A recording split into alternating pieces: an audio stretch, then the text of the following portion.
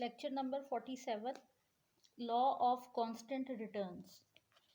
जो हम लोगों ने प्रीवियस दो लॉज किए, एक तो लॉ ऑफ इंक्रीजिंग रिटर्न था जिसके अंदर हमारी कॉस्ट जो थी वो डिमिनिश हो रही थी, और फिर हमारा जो नेक्स्ट लॉ था that was law of diminishing returns जिसमें हमारे पास कॉस्ट जो थी वो इंक्रीज होती हुई नज़र आ रही थी। अब जो थर्ड लॉ है this is about the constant returns कि एक कांस्टेंट जो है हम लोगों को प्रॉफिट हो रहा है, हमारे जो भी प्रोडक्शन हो रही है और उसके ऊपर जो कॉस्ट हमें बेयर करनी पड़ रही है वो भी कॉन्स्टेंटली जो है वो बेयर करनी पड़ी है, कांस्टेंट है, ना वो इंक्रीज हो रही है ना वो डिक्रीज हो रही है।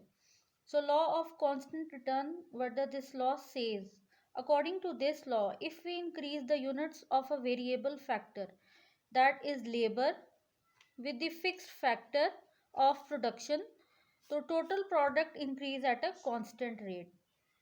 जो लॉ ऑफ इंक्रीजिंग रिटर्न था उसके अंदर हम लोगों ने एक बड़ी जो है वो मैन्युफैक्चरर जो थी, मैन्युफैक्चरिंग एक इंडस्ट्री थी, उसको स्टडी किया था इंक्रीजिंग रिटर्न्स के।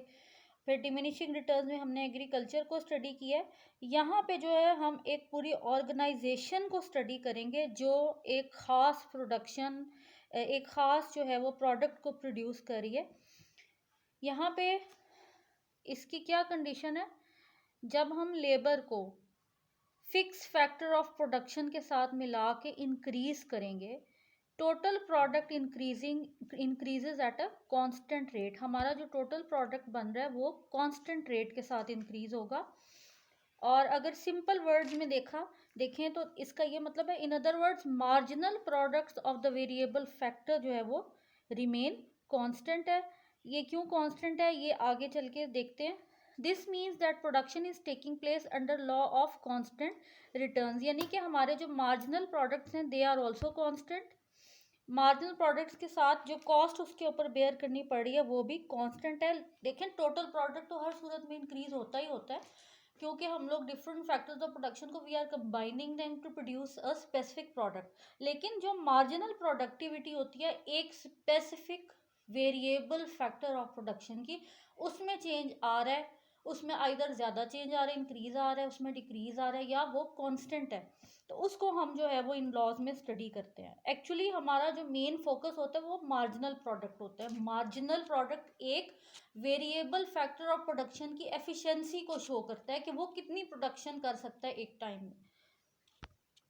एप्लीकेशन जो है कहाँ अप्लाई होता है? This law applies where nature and human beings play equal role in production process. For example, we have the furniture industry. furniture industry में हमारे पास 3 conditions आ रही हैं to hold this law. Number 1 is wood from forest, क्योंकि हमने law में पढ़ा है कि नेचर जो है वो ह्यूमन बींग्स के साथ जब कोलैबोरेट करेगा तो दिस लॉ विल, जो यहाँ पे जो प्रोडक्शन प्रोसेस होगा तो जिस स्पीड से वो टेक ओवर कर रहा है उसको हम कांस्टेंट रिटर्न्स जो है वो कंसिडर करेंगे। हमारे मार्जिनल प्रोडक्ट पे क्या इफेक्ट हो रहा है इसका, और हमारी जो जो कॉस्ट है जो हमें बेयर करनी पड़ रही है उस पर क्या इफेक्ट हो रहा है, वेदर इट इज़ इंक्रीजिंग और डिक्रीजिंग और वेदर इट इज़ कांस्टेंट। अगर हम वुड की बात करें, फर्नीचर इंडस्ट्री की बात करें, तो उसके अंदर हमें वुड जो है वो फॉरेस्ट से लेनी पड़ती है, और यहाँ पे जो है फॉरेस्ट में क्योंकि ये नेचुरल एक चीज़ है तो ये कंट्रोल ऑफ नेचर है, और यहाँ पे लॉ ऑफ डिमिनिशिंग रिटर्न्स जो है वो अप्लाई हो रहा है। फिर furniture is made by people at shops. अब वो जो वुड है वो लेके आई जा रही है फैक्ट्रीज़ में, वहाँ पे लोग जो हैं उस वुड को जो है वो कन्वर्ट कर रहे हैं और फर्नीचर बना रहे हैं। अब वो चीज़ जो है वो फर्नीचर बन चुका है, अब वो इंडस्ट्री में आ चुका है फॉर फिनिशिंग, फाइनल वर्क के लिए। यहाँ पे लेबर का जो है वो इतना ज़्यादा काम नहीं है, यहाँ पे जस्ट उसको एक प्रोडक्ट बन के इंडस्ट्री के अंदर आ चुकी है, अब उसको एक फिनिशिंग देनी है, उसको जस्ट नीट करना है, तो उसके ऊपर जो है इतना ज़्यादा मार्जिनल प्रोडक्शन की ज़रूरत नहीं है, उसके ऊपर इतनी कॉस्ट भी बेयर नहीं करनी पड़ेगी because already the product has been made. और यहाँ पे furniture is made by people at shops, यहाँ पे इंक्रीजिंग रिटर्न्स है, क्योंकि एक वुड जो है उसको आप एक फाइनल फॉर्म में जो है लेके आ रहे हैं, आप जो चीज़ बनाना चाह रहे हैं उसके ऊपर जाहिर सी बात है जब आप उसको शॉप्स में जाके सेल करेंगे तो उसके ऊपर इंक्रीजिंग रिटर्न्स आएंगे। अब वो जो फर्नीचर बन चुका है वो फर्नीचर इंडस्ट्री में आया,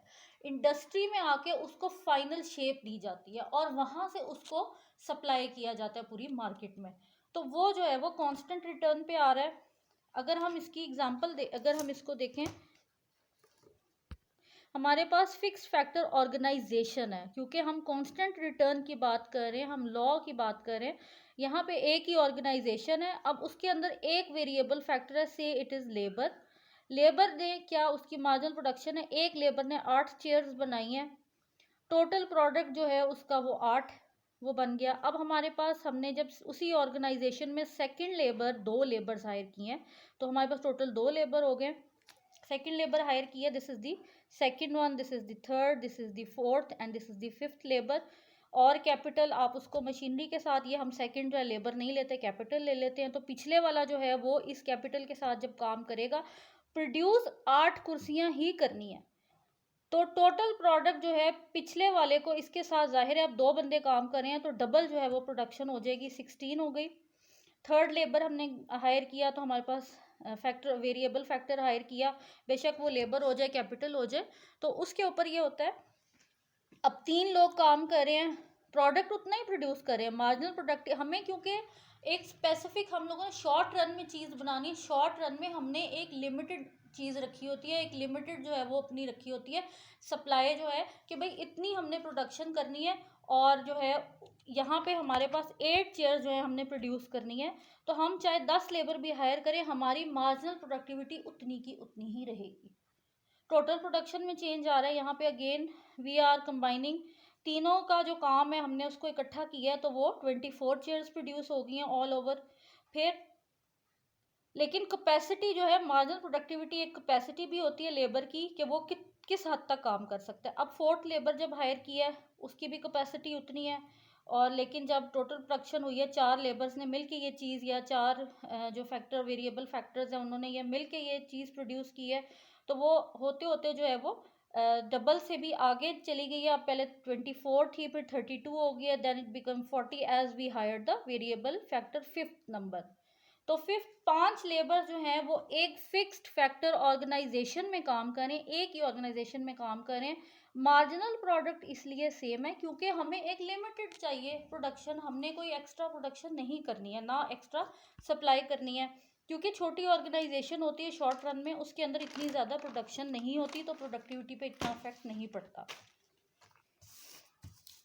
now this is the diagram, और इसमें आप देखें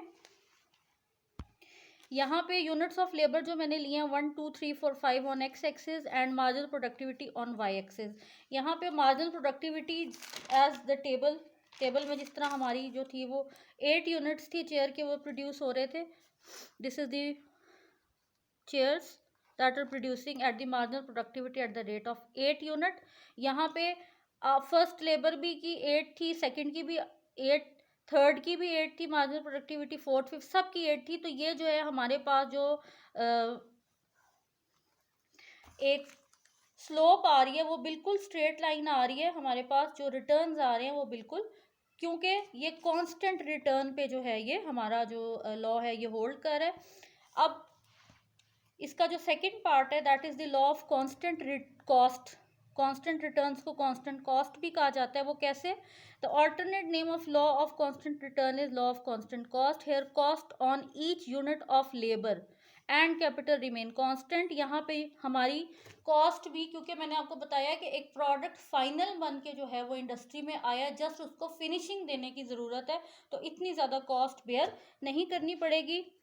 फिक्स्ड फैक्टर है, वेरिएबल फैक्टर को फॉर एग्जांपल फर्स्ट वाले को भी 200 रुपीज़ दिए हैं, उसकी मार्जिनल प्रोडक्टिविटी 80 है, सेकंड को भी जो है 200 रुपीज़ दिए हैं, थर्ड को भी इसी तरह, सबकी जो वेज रेट है वो सेम है और प्रोडक्टिविटी भी सेम है। जब हमने इसको डिवाइड किया तो हमारे पास जो कॉस्ट हमें बेयर करनी पड़ी है दैट इज़ दी 25 रुपीज़, जो हमें इसके ऊपर हर लेबर के ऊपर 25 जो है वो कॉस्ट बेयर करनी पड़ गई है। तो इसका हमारी प्रोडक्शन पे ना तो हमें कोई लॉस हो रहा है और ना हमें इससे कोई फ़ायदा हो रहा है। तो कांस्टेंट कॉस्ट, कांस्टेंट रिटर्न्स जो होते हैं ये स्पेसिफिकली जो है ये यहाँ पे नेचर का जो है वो होना बहुत ज़रूरी है, और ऐसे जो हमारी लेबर फोर्स है, जो नेचर जो है उसको जब हम कंबाइन करेंगे अपनी लेबर फोर्स के साथ, तो तब जो है लॉ ऑफ कांस्टेंट रिटर्न या कांस्टेंट कॉस्ट जो है वो वर्क करेगा। तो these were the 3 laws that we did separately. Law of increasing cost, law of diminishing returns और डिमिनिशिंग इंक्रीजिंग कॉस्ट था। फिर हमारे पास लॉ ऑफ कांस्टेंट रिटर्न्स था और कांस्टेंट कॉस्ट था। ये 3 लॉज है जिनको हम लोगों ने सेपरेटली जो है वो स्टडी किया। अब जो नेक्स्ट हमारा जो टॉपिक होगा, लॉज ऑफ रिटर्न जो है सारे, इनको हम लोगों ने कंबाइन करके जो है फिर हमने इनका एक निकालना है कि इसका क्या रिजल्ट निकलता है अगर हम एक ऑर्गेनाइजेशन में एक जैसे फॉर एग्जांपल लैंड ले लें, उसके ऊपर अगर हम तीनों लॉज को अप्लाई करें तो फिर जो है उसका रिजल्ट क्या निकलेगा। That we will study separately in the laws of returns. तीनों लॉज को कंबाइन किया जाएगा और फिर जो है वो कंक्लूजन निकाली जाएगी कि ये लॉ जो है ये किस एरिया में ज़्यादा वर्क करते हैं। So this was it for today. If you have any questions you can ask in the comment section. Thank you and अल्लाह हाफिज़।